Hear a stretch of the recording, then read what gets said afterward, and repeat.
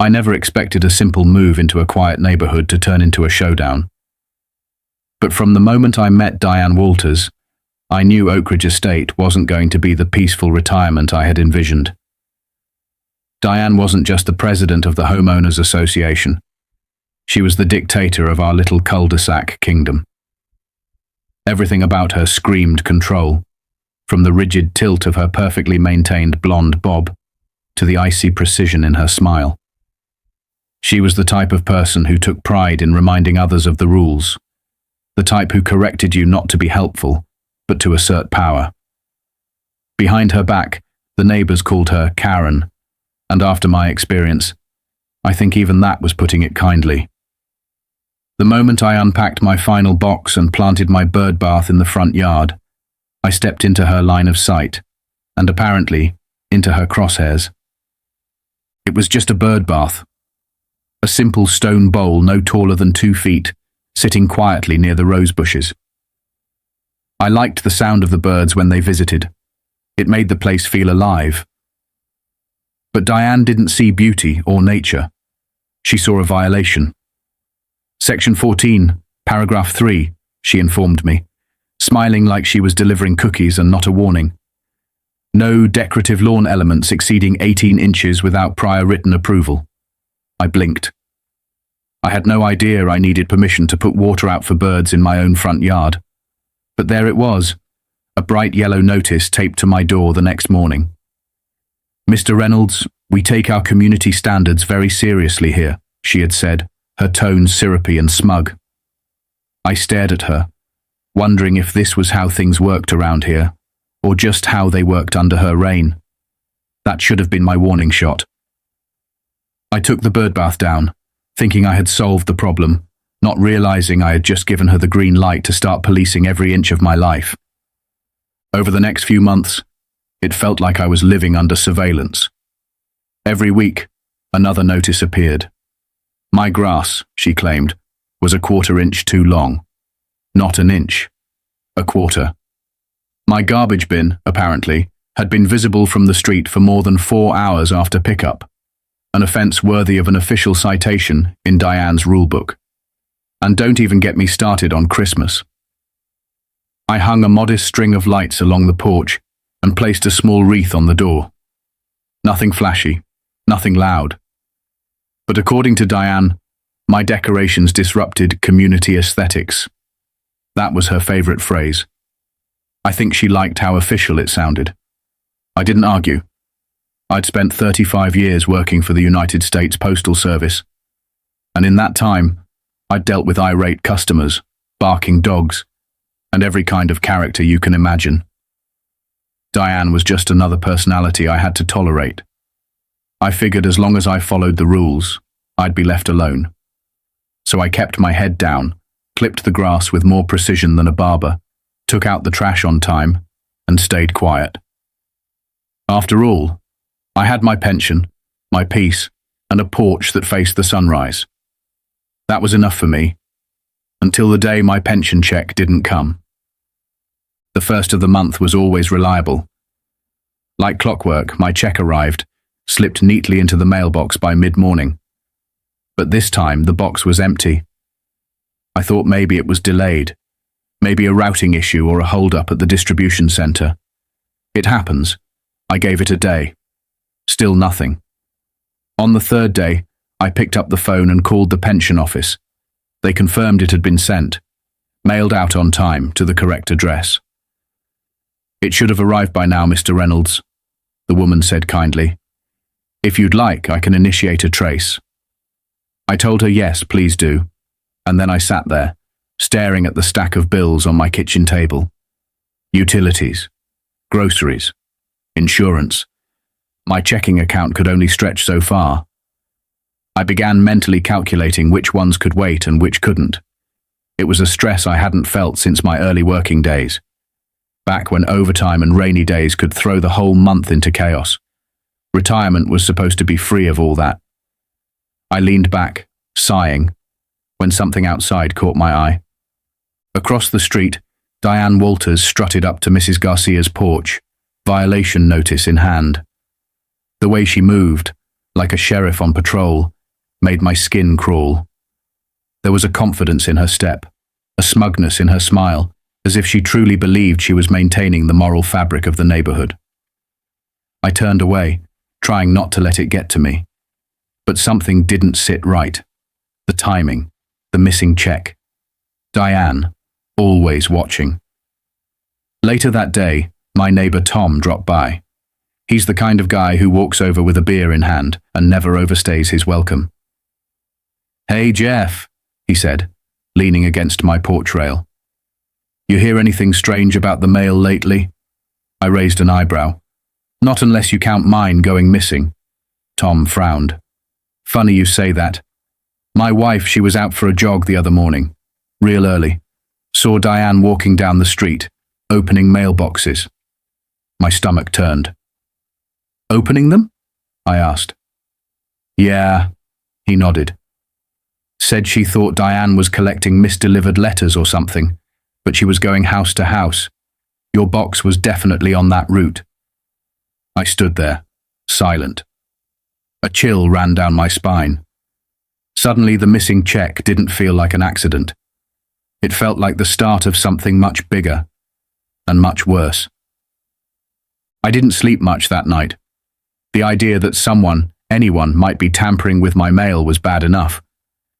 But the thought that it could be Diane Walters, the same woman who had spent the past 6 months making my life a bureaucratic hell under the guise of community standards, was almost too much to believe. And yet the more I replayed the timeline in my mind, the more it all added up. The check was mailed. It should have arrived.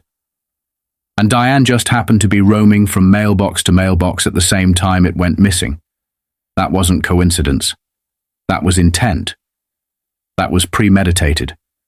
And if she had taken my mail, then she wasn't just a neighborhood nuisance. She was a criminal.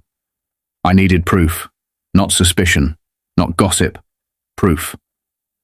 So I called the one person I knew I could trust, Mike Turner, my old buddy from the Postal Service. We'd spent 20 years swapping routes and stories, and if anyone would understand the seriousness of what I was dealing with, it was him. When I reached him, I got straight to the point. "Mike, I think someone's stealing my mail, maybe even my pension check. Can you help me?" There was a beat of silence on the other end, then a low whistle. "That's a federal offense, Jeff," he said, his tone turning grave. "You sure?" I told him everything. About the missing check, about Diane's obsession with control, about Tom's wife seeing her rifling through mailboxes. Mike didn't hesitate. "All right," he said. "Here's what we'll do. Tomorrow I'll give you a heads up before I deliver your route. I'll hold anything important, and we'll see if your suspect takes the bait." I thanked him and hung up, heart pounding. I spent the rest of the day watching the street like a hawk, trying not to let the anxiety show. The following morning, Mike called right before his shift. "I'll be at your box around 10:20. Be ready." I was. I waited inside, hidden behind the blinds like a man in a stakeout. Right on schedule, I saw Mike's truck round the corner. He gave a casual wave as he passed, a little nod that told me everything was in motion. 10 minutes later she appeared. Diane, dressed in her usual pastel tracksuit, sunglasses perched high on her nose, phone in hand like she was updating some sacred HOA spreadsheet. She moved casually, like she was taking a morning stroll. But I knew better. She stopped at my mailbox, looked around, then opened it. With the casual flick of someone checking her own mail, she reached in, sorted through the contents, and then pulled out an envelope. My envelope. Thick, white, stamped from the credit union. She turned slightly, shielding the action with her body, then slipped it into her handbag, like it was no big deal. And just like that, she continued down the sidewalk, back to her kingdom of perfection and paranoia, unaware that she had just made the worst mistake of her life. The moment she disappeared from view, I called Mike. "She took it," I said, trying to keep my voice calm. He didn't hesitate. "I'm calling the Postal Inspection Service. This is real now, Jeff. They're going to take over from here." True to his word, I got a call 2 days later from a woman named Inspector Sarah Martinez. She spoke with the kind of calm, measured authority that told me she'd dealt with a lot worse than nosy HOA presidents. "Mr. Reynolds," she said, "we've reviewed your statement, and based on what you've described, we believe there's probable cause to suspect mail theft. We'd like to set up a sting operation with your cooperation." I didn't even have to think about it. I'm in. The plan was simple, but solid. The pension office would issue a replacement check and mail it directly to my address. Only this time the envelope would contain a discreet tracking device. The inspectors would monitor the signal and move in the moment it was tampered with. We set the delivery date, and I cleared my schedule. When the day came, I watched from inside as Mike delivered the decoy envelope and gave me a slight nod before moving on. It was a warm afternoon. Birds were chirping, sprinklers were humming. And then, just as expected, Diane's silver SUV pulled up across the street. She stepped out with the air of a woman on a mission. This time, she didn't even bother with a disguise of subtlety. She walked across the street, pulled out her phone, and pretended to be taking pictures of my lawn. After a few fake shots, she wandered toward my mailbox like it was just another part of her kingdom that needed inspecting. Then, quick as before, she opened it, plucked out the envelope, and slipped it into her bag with all the grace of a career thief. But this time, she didn't get to walk away. As she turned to leave, a nondescript van pulled up to the curb. 2 inspectors stepped out, calm and professional, like they'd rehearsed this 100 times. "Ms. Walters," one of them called. "I'm Inspector Martinez. This is Inspector Johnson. We need to speak with you about the mail you just removed from that box."